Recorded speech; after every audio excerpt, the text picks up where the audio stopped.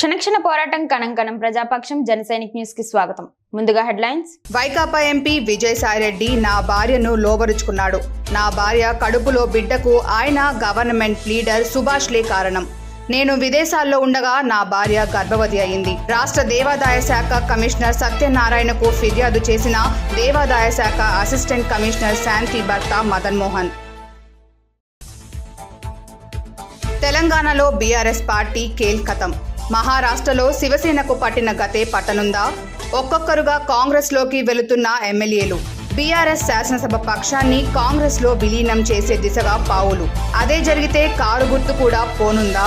అంతకు ముందే బీజేపీలో కలిపేస్తే ఎలా ఉంటుందని మల్ల గులాలు పడుతున్న గులాబీ దళం. ఐపీఎస్ అధికారికి రాజ్యాంగం చట్టాలు వరించవా? వైకాపా హయాంలో రెచ్చిపోయిన అప్పటి CID chief Sunil Kumar supreme court తీర్పులకు వక్రభాష్యం. వైకాపా టికెట్ కోసం ప్రయత్నం. ఇప్పుడు కులం కార్డ్ వాడేస్తున్నారా? రఘురామకృష్ణంరాజు కేసులో సర్వత్రా తీవ్ర చర్చ. ఇక డీటెయిల్స్ చూస్తే, వైసీపీ కీలక నేత రాజ్యసభ సభ్యుడు విజయసాయిరెడ్డిపై సంచలన ఫిర్యాదు నమోదైంది. దేవాదాయ శాఖ అసిస్టెంట్ కమిషనర్ శాంతిపై ఆమె భర్త మదన్ మోహన్ దేవాదాయ శాఖ కమిషనర్ సత్యనారాయణకు ఫిర్యాదు చేశారు. తాను విదేశాల్లో ఉన్నప్పుడు తన భార్య గర్భవతి అయిందని, అందుకు విజయసాయిరెడ్డే కారణమని ఆయన ఫిర్యాదులో పేర్కొన్నారు. తాను విదేశాల్లో ఉండగా తన భార్య గర్భం దాల్చిందని అసిస్టెంట్ కమిషనర్ శాంతి భర్త మదన్ మోహన్ ఫిర్యాదులో పేర్కొన్నారు. తన భార్య గర్భానికి YCP MP Vijayasai Reddy government leader సుభాష్లే కారణమని సంచలన ఆరోపణలు చేశారు. తన భార్య అక్రమ సంతానానికి తండ్రెవరో తేల్చాలంటూ దేవాదాయ శాఖ కమిషనర్ను కోరుతూ లేఖ రాశారు. ఇదిలా ఉంటే ఇటీవలే దేవాదాయ శాఖ కమిషనర్ శాంతిని సస్పెండ్ చేశారు. కాగా దీనిపై వైసీపీ ఎంపీ విజయసాయిరెడ్డి ఎలా స్పందిస్తారు అనే దానిపై ఆసక్తి నెలకొంది. ప్రజాప్రతినిధి అంటే ప్రజల మీద పెత్తనం చేసేవాడు కాదు, ప్రజా సేవకుడు అన్న నిర్వచనానికి అద్దం పడుతోంది మదనపల్లి ఎమ్మెల్యే షాజహాన్ బాషా పని విధానం. ఉదయం నుంచి రాత్రి వరకు ఆయన ప్రజలకు అందుబాటులో ఉంటూ ప్రజా సంక్షేమమే ధ్యేయంగా దూసుకువెళుతున్నారు. ప్రజా ప్రతినిధులుగా ఉండాలనుకునే ఎవరికైనా ఎమ్మెల్యే షాజహాన్ ఆదర్శంగా నిలుస్తారని పట్టణంలోని పలువురు తమ అభిప్రాయాన్ని నిర్మోహమాటంగా మీడియా ముందు చెబుతుండడం విశేషం. పట్టణంలోని తన స్వగృహం వద్ద శనివారం ఉదయం ప్రజా సమస్యలపై తన వద్దకు వచ్చిన వారి అర్జీలు స్వీకరించి అప్పటికప్పుడే ఆయా శాఖల అధికారులతో మాట్లాడుతున్న మదనపల్లి శాసనసభ్యులు షాజహాన్ బాషా తక్షణం సమస్య పరిష్కారానికి కృషి చేస్తున్నారు. స్వల్పకాలిక దీర్ఘకాలిక సమస్య యొక్క తీవ్రతను అర్జీదారులకు వివరిస్తున్న ఆయన తీరుకు ప్రజలు మంత్రముగ్ధులవుతున్నారు. గతంలో ఎవరు తమ బాధలను ఈ విధంగా ఆలకించలేదని బాధితులు చెబుతుండటం గమనార్హం. శనివారం పలు ప్రాంతాల్లో పర్యటించిన మదనపల్లి శాసనసభ్యులు షాజహాన్ బాషా సురభి కాలనీలో ప్రజల సౌకర్యార్థం కాలువకు భూమి పూజ చేయటం జరిగింది. అదేవిధంగా ఆర్టీసీ బస్టాండ్ వెనక పక్క ఆటో స్టాండ్ దగ్గర వర్షపు నీరు రోడ్లో ఉండటం ఎమ్మెల్యే దృష్టికి రావటంతో అధికారులతో మాట్లాడి ఒక కాలం ఏర్పాటు చేయాలని, వెంటనే ప్రజలకు ఇబ్బంది లేకుండా చూడాలని ఆదేశించారు. అలాగే మదనపల్లి పట్టణం అన్నమయ్య సర్కిల్ దగ్గర అనపగుట్టకి వెళ్లడానికి రోడ్డు లేక ప్రజలు ఇబ్బంది పడుతున్నారని ఎమ్మెల్యే దృష్టికి రావటంతో అక్కడికి చేరుకొని ప్రజలకి అనుకూలంగా ఒక సర్వీస్ రోడ్డు వేయాలని అధికారులకు ఆదేశించారు. ప్రజలకు స్టీమ్ రైస్ వ్యాపారులు సోనా మసూరా బియ్యం 5 రూపాయల తగ్గింపుపై హర్షం వ్యక్తం చేసిన ఎమ్మెల్యే షాజహాన్ బాషా మొదటిగా ఎమ్మెల్యే 50 కిలోలు కొనుగోలు చేసి అక్కడ ఉండే మహిళలకు 50 కిలోలు ఉచితం ఇవ్వడం జరిగింది. మహిళలు ఎమ్మెల్యేకి ధన్యవాదాలు తెలిపారు. ఐపీఎస్ అధికారికి రాజ్యాంగం చట్టాలే కాదు, సర్వీస్ రూల్స్ కూడా తెలియవని మరోసారి నిరూపితమైంది. ఎవరు అధికారంలో ఉంటే వారు చెప్పినట్లు చేస్తామని నిస్సిగ్గుగా చెప్పుకుంటున్నారు. కులం కార్డు వాడేస్తున్నారు. సుప్రీంకోర్టు తీర్పులకు వక్రభాష్యం చెబుతున్నారు. ఆయనే ఐపీఎస్ డీజీ ర్యాంక్ లో ఉన్న పివి సునీల్ కుమార్. ఇప్పుడు అలాంటి పరిస్థితి ఎందుకు వచ్చింది? జగన్ కోసం మానవ హక్కుల్ని కాలరాసిన మాజీ సిఐడి చీఫ్ పివి సునీల్ నేను ఒక ఐఏఎస్ అన్న విషయం కూడా మర్చిపోయారా? రాజకీయ నేతలు ఆడమన్నట్లుగా ఆడేసి ఇప్పుడు మూల్యం చెల్లించుకుంటున్నారా? సిఐడి చీఫ్ గా ఆయన చెయ్యని అరాచకం లేదు. చిన్న సాక్ష్యం ఉండదు, ఎఫ్ఐఆర్ ఉండదు. రాత్రికి రాత్రి అచ్చెన్నాయుడు లాంటి వారిని కూడా గోడలు దూకి అరెస్టులు చేసి ఆ తర్వాత ఎఫ్ఐఆర్లు బయట పెడతారు. ఓ ఐపీఎస్ ఇంత ఘోరంగా రాజ్యాంగాన్ని చట్టాల్ని ఉల్లంఘించిన ఐపీఎస్ మరొకరు ఉండరేమో. ఏం చేసినా చెల్లుతుందని ఇతర ఐపీఎస్లలో ధైర్యం నింపింది సునీల్ కుమార్ తీరే. సోషల్ మీడియా పోస్టులకే అరెస్టులు చేయటం కాదు, అర్ధరాత్రి తలుపులు బద్దలు కొట్టి అరెస్టు చేయడం, రాత్రంతా హింసించడం అనేది పివి సునీల్తోనే సాధ్యం. అలా కొట్టేది ఎంపీనా మరో వీఐపీనా అన్నది కాదు, హింసించి దాన్ని వీడియో కాల్లో చూపించటమే ఆయన చేసిన పని. ఇప్పుడు ఆయన శుద్ధపూస కబుర్లు చెబుతూ తెర ముందుకు వస్తున్నారు. కులం కార్డు వాడేస్తున్నారు. ఇప్పటి వరకు దళితులకు ఎంతవరకు అండగా ఉన్నారో మాత్రం చెప్పడం లేదు. ఐపీఎస్ అధికారి అయి ఉండి ఆయన మత మార్పిళ్ల సంస్థను నడుపుతున్నారు. దానికి అంబేద్కర్ అని పేరు పెట్టుకున్నారు. భార్య వరకట్న వేధింపుల కేసు కూడా ఆయనపై ఉంది. ఇప్పుడు ఆయన సోషల్ మీడియాలోనూ నిబంధనలను ఉల్లంఘిస్తున్నారు. వైసీపీలో చేరి పోటీ చేయాలనుకున్నా టికెట్ దక్కలేదు. ఇప్పుడు కేసుల పాలవుతుండటంతో ఆయనకు దళితవాదం గుర్తుకు వచ్చింది. పైగా ప్రభుత్వంలో ఎవరు ఉంటే వారు చెప్పినట్లు చేస్తామని కొత్త రాగం అందుకుంటున్నారు. కొట్టమంటే కొట్టి చంపమంటే చంపేస్తారా? ఐపీఎస్ అధికారులకు ప్రజాధనం జీతంగా చెల్లిస్తారు. వ్యవస్థల్ని చేతిలో పెడతారు. అలాంటి వారు ఎంత బాధ్యతగా ఉండాలి? వారు దారి తప్పితే ఒక రాజకీయ నాయకుడికో లాభమో నష్టమో కాదు, మొత్తం సమాజానికి నష్టం ఉంటుంది. ఇలాంటి బాధ్యతాయుతమైన పదవుల్లో ఉన్న వారిని ఎలా శిక్షించాలంటే మరో అధికారి గీత దాటడానికి కూడా భయపడాలి. వీరిని ఇలా వదిలేస్తే ఏమి చేసి అయినా తప్పించుకోవచ్చులే అన్న మెసేజ్ మొత్తం సమాజానికి పంపినట్లు అవుతుందని మేధావులు అభిప్రాయపడుతున్నారు. మాజీ మంత్రి నల్లార అమర్నాథ్ రెడ్డి సేవలు ఆదర్శనీయం. తండ్రి అమర్నాథ్ రెడ్డి విగ్రహానికి పూలమాల వేసి నివాళులర్పించిన తనయుడు పీలేరు శాసనసభ్యులు నల్లారి కిషోర్ కుమార్ రెడ్డి ఆయనకు ఘన నివాళి అర్పించారు. వాయల్పాడు నియోజకవర్గానికి స్వగ్రీయ మాజీ మంత్రి నల్లారి అమర్నాథ్ రెడ్డి సేవలు ఆదర్శనీయమని కిషోర్ కుమార్ రెడ్డి కొనియాడారు. తన తండ్రి అమర్నాథ్ రెడ్డి 37వ వర్ధంతి సందర్భంగా కలికిరి పట్టణంలో రైతు మార్కెట్ యార్డ్ దగ్గర కిషోర్ కుమార్ రెడ్డి నేతృత్వంలో ఆయన విగ్రహానికి పూలమాలలు వేసి ఘనంగా నివాళులర్పించారు. ఆయన మాట్లాడుతూ వాయల్పూడు నియోజకవర్గం నుండి 1962లో తొలిసారిగా ఇండిపెండెంట్ ఎమ్మెల్యేగా పోటీ చేసి విజయం సాధించారని అన్నారు. ఆ క్రమంలోనే 1972, 1978, 1985లలో కూడా అదే నియోజకవర్గం నుండి కాంగ్రెస్ పార్టీ తరఫున పోటీ చేసి గెలుపొంది మొత్తం 4 సార్లు శాసనసభ్యులుగా ఎన్నికయ్యారని తెలిపారు.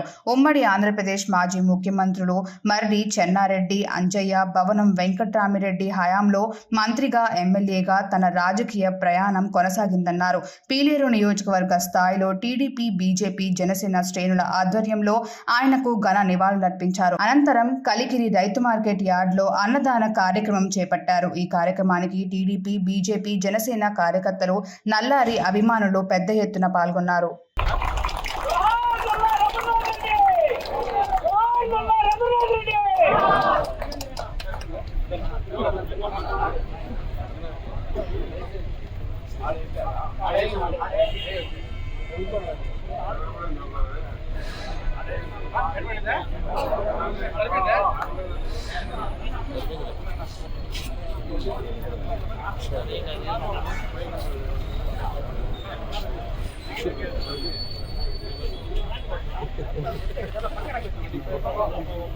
తెలంగాణలో రాజకీయాలు ఆసక్తికరంగా మారాయి. బీఆర్ఎస్ పార్టీని ఇప్పుడు అతిపెద్ద సమస్య వెంటాడుతోంది.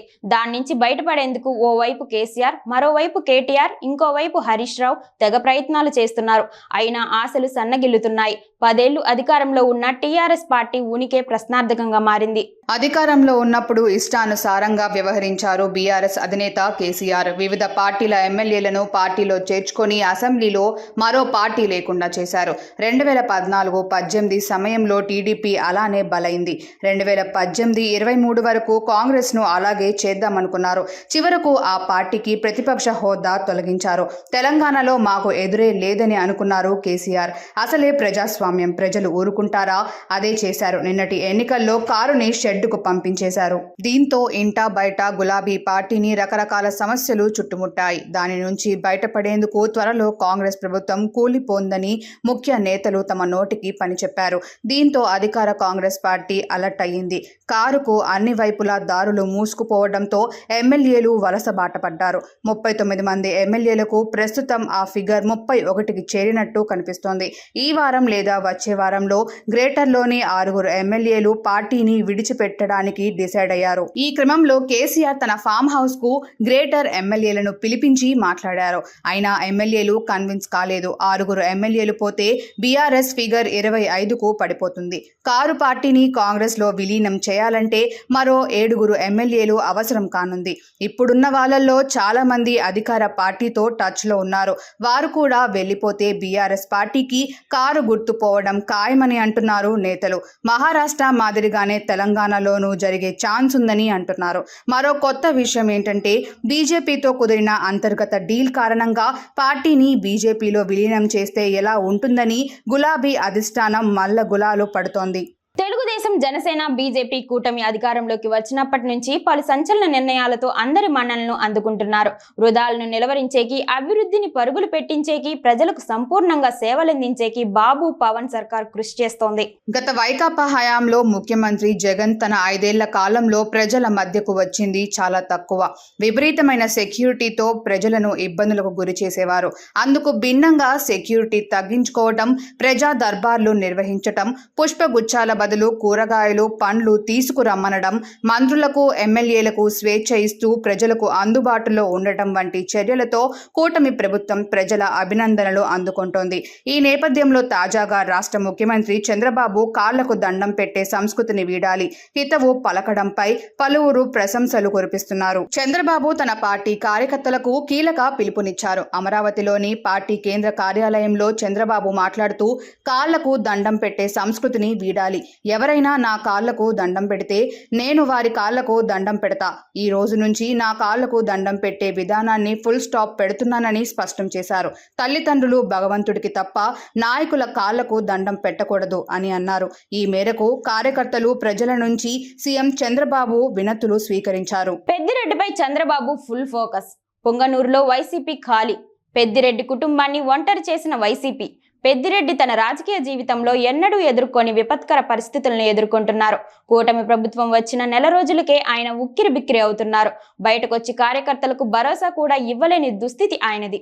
మరి 5 ఏళ్ల పాటు తన ఆధిపత్యాన్ని నిలుపుకోవడం కత్తి మీద సామే అంటున్నారు రాజకీయ విశ్లేషకులు. ఆంధ్రప్రదేశ్ రాష్ట్రంలో మాజీ మంత్రి పెద్దిరెడ్డి అప్పట్లో కింగులా ఉండేవారు. రాయలసీమ ప్రాంతాన్ని ఓ సామంత రాజులా ఏలేవారు. జగన్మోహన్ రెడ్డి తర్వాత రాయలసీమలో బలమైన నేతగా మాజీ మంత్రి పెద్దిరెడ్డి కొనసాగారు. అయితే ఏపీలో ప్రభుత్వం మారిన తర్వాత మాజీ మంత్రి పెద్దిరెడ్డి వరుసగా షాకులు తింటున్నారు. పెద్దిరెడ్డి లక్ష్యంగా టీడీపీ పార్టీ నేతలు పనిచేస్తున్నారు. వైసీపీ పాలనలో చంద్రబాబు నియోజకవర్గమైన కుప్పంతో పాటు రాయలసీమ ప్రాంతాలన్నీ పెద్దిరెడ్డి చేతిలోనే ఉండేవి. కానీ తెలుగుదేశం ప్రభుత్వం మాత్రం పెద్దిరెడ్డి రామచంద్రారెడ్డిని ఒంటరి చేస్తోంది. టీడీపీ కూటమి హవా కొనసాగినప్పటికీ పెద్దిరెడ్డి గెలవడమే కాకుండా తన కొడుకు మిథున్ రెడ్డిని, తమ్ముడు ద్వారకానాథ్ రెడ్డిని కూడా గెలిపించుకున్నారు. అయితే ఇప్పుడు పెద్దిరెడ్డి కుటుంబ పెత్తనం సాగకుండా పుంగనూరులో టీడీపీ స్కెచ్లు వేస్తుంది. అసలు పుంగనూరులోనే పెద్దిరెడ్డి, మిథున్ రెడ్డి అడుగు పెట్టకుండా వారిని తిరుపతిలోనే అరెస్టు చేస్తున్నారు. అంతేకాకుండా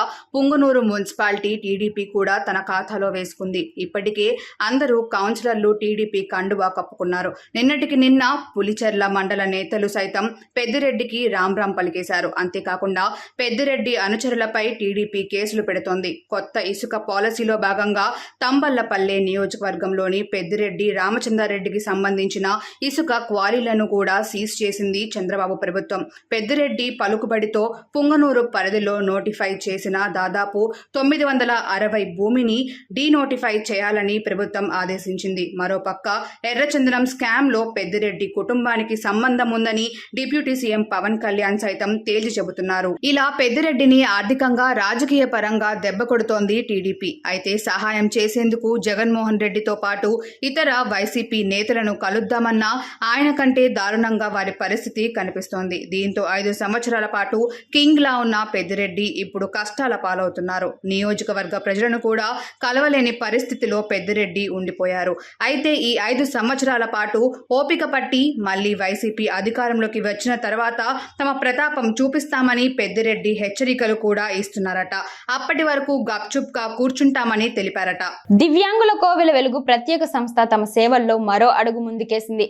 అమ్మ చెరువు మిట్టలో గల వెలుగు ప్రత్యేక పాఠశాల మరియు వృద్ధాశ్రమం ఆవరణంలో వెలుగు సెక్రటరీ ఎం ఉదయ్ మోహన్ రెడ్డి శనివారం వృద్ధ బధిరుడైన ఎం నారాయణ రెడ్డికి ఉచితంగా హియరింగ్ ఎయిడ్స్ ను అందజేయడం జరిగింది. తంబలపల్లి నియోజకవర్గం తెలుగుదేశం ఇన్ఛార్జి జయచంద్రారెడ్డి ఆదేశాల మేరకు అంగల్లు ప్రెస్ రిపోర్టర్ కోదండ రామిరెడ్డి సమక్షంలో అన్నమయ్య జిల్లా కురబలకోట మండలం అంగళ్ళు కనసానవారిపల్లిలో నివాసం ఉంటూ వ్యవసాయ కుటుంబీకులు అయిన వృద్ధ బదిరుడైన ఎం నారాయణ రెడ్డి వయసు 78 సంవత్సరాలు. ఆయనకు వినికిడి సమస్య ఉంది. దీంతో ఇతనికి వెలుగు secretary M Uday Mohan Reddy hearing aid ను ఉచితంగా అందజేయటం జరిగింది. ఎం నారాయణ రెడ్డికి హియరింగ్ ఎయిడ్స్ పెట్టుకోవడంతో తన వినికిడి బాగా ఉండటంతో ఉదయ్ మోహన్ రెడ్డికి కృతజ్ఞతలు తెలుపుతూ సంతోషాన్ని వ్యక్తం చేశారు. వార్తలు ముగించే ముందు హెడ్లైన్స్ మరోసారి. వైకాపా ఎంపీ విజయసాయిరెడ్డి నా భార్యను లోబరుచుకున్నాడు. నా భార్య కడుపులో బిడ్డకు ఆయన గవర్నమెంట్ లీడర్ సుభాష్లే కారణం. నేను విదేశాల్లో ఉండగా నా భార్య గర్భవతి అయింది. రాష్ట్ర దేవాదాయ శాఖ కమిషనర్ సత్యనారాయణకు ఫిర్యాదు చేసిన దేవాదాయ శాఖ అసిస్టెంట్ కమిషనర్ శాంతి భర్త మదన్ మోహన్. తెలంగాణలో బీఆర్ఎస్ పార్టీ కేల్కతం. మహారాష్ట్రలో శివసేనకు పట్టిన గతే పట్టనుందా? ఒక్కొక్కరుగా కాంగ్రెస్లోకి వెళుతున్న ఎమ్మెల్యేలు. బీఆర్ఎస్ శాసనసభ పక్షాన్ని కాంగ్రెస్లో విలీనం చేసే దిశగా పావులు. అదే జరిగితే కారు గుర్తు కూడా పోనుందా? అంతకు ముందే బీజేపీలో కలిపేస్తే ఎలా ఉంటుందని మల్ల గులాలు పడుతున్న గులాబీ దళం. ఐపీఎస్ అధికారికి రాజ్యాంగం చట్టాలు వరించవా? వైకాపా హయాంలో రెచ్చిపోయిన అప్పటి CID chief Sunil Kumar supreme court తీర్పులకు వక్రభాష్యం. వైకాపా టికెట్ కోసం ప్రయత్నం. ఇప్పుడు కులం కార్డ్ వాడేస్తున్నారా? రఘురామకృష్ణంరాజు కేసులో సర్వత్రా తీవ్ర చర్చ. క్షణక్షణ పోరాటం కణం ప్రజాపక్షం జనసైనిక్ న్యూస్ ఇంతటితో సమాప్తం. తిరిగి రేపటి బులెటిన్ లో మళ్ళీ కలుసుకుందాం. అంతవరకు సెలవు. నమస్కారం.